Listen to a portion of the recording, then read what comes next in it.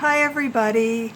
Okay, so today is going to be video number 1 in my new playlist, my new chapter of my channel here on YouTube. And it's going to be chapter 1 or video 1 of Ghost Witness. Ghost Witness, meaning that I am going to be describing multiple ghost experiences that I've had in my life.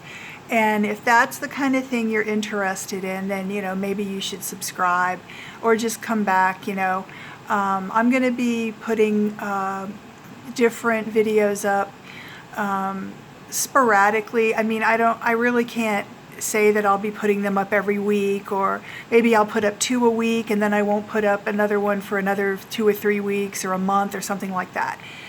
But that's the best I can do. Okay, I have ADHD. I have a lot of things that I'm trying to do in my life, and it's not going to be easy to do this. But anyway, so today, like I said, this is chapter 1, and I'm going to be giving sort of an overview of my experiences that I've had in my life, okay, with ghosts. So today, in this video, I'm going to describe sort of the common things that I have noticed with the various ghost experiences. And I also want to dispel some misconceptions that a lot of people have who have never had a ghost experience, and what they believe is going to happen, or where they need to go look for ghosts and that kind of thing. And so, all right, so let's get started. So number 1, the first thing is Hollywood, is a major influence on people's perceptions of ghosts, and through television shows and movies, and they have to create a storyline, and they have to scare you, give you a thrill, get their money, so you get your money's worth, either in the theater or on television. And so they have to make something scary and wicked and evil, and you're going to die, you're going to get killed and all this. And I've never had any kind of experience like that in my life, okay? There was one occasion where there was something Hollywood-ish that happened, something somewhat creepy, but I wasn't afraid at the time, and I only kind of later figured it out, not just sort of later. I kind of was like, that was kind of weird, but the general experiences that I have had have been nothing like that. They're mostly the ghost is standing there and then they're not. Or it's like another experience where like I'm touched or feel something, but it's not, it's not a scenario where I feel like I'm in danger or I'm going to get killed or anything. None of that, okay? That is the Hollywood-esque type of scenario that I do not have ever had any kind of experience like that, okay?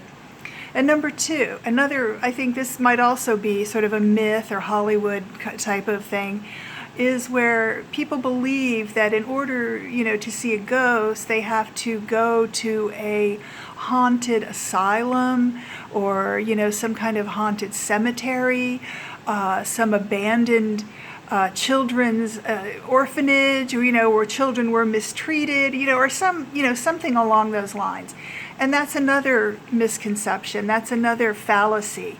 That's not been my experience at all. And so I can tell you with 100% certainty, I've never looked for a ghost in a cemetery, asylum. I don't even know where there's asylum around here. I think back in Virginia there was an asylum maybe hundreds of miles away from me. But so that is another misconception. Another one is people think you have to, ghosts only come out at night.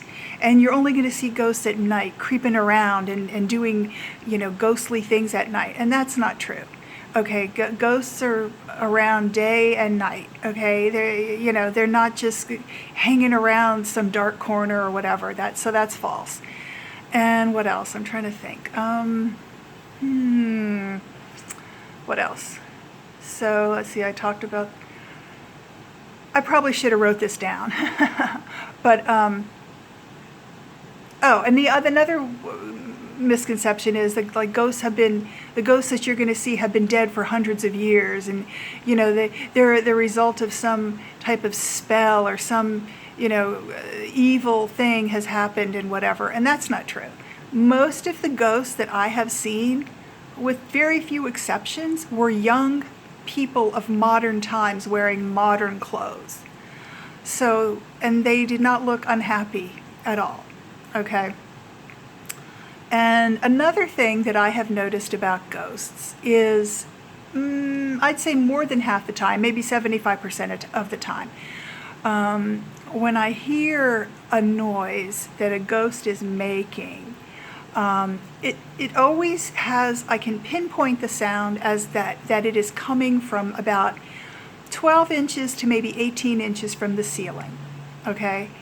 And it always has that placement for some reason. It's always that same measurement coming down. It's always that same general measurement where I can hear something, and it's always about that type of measurement.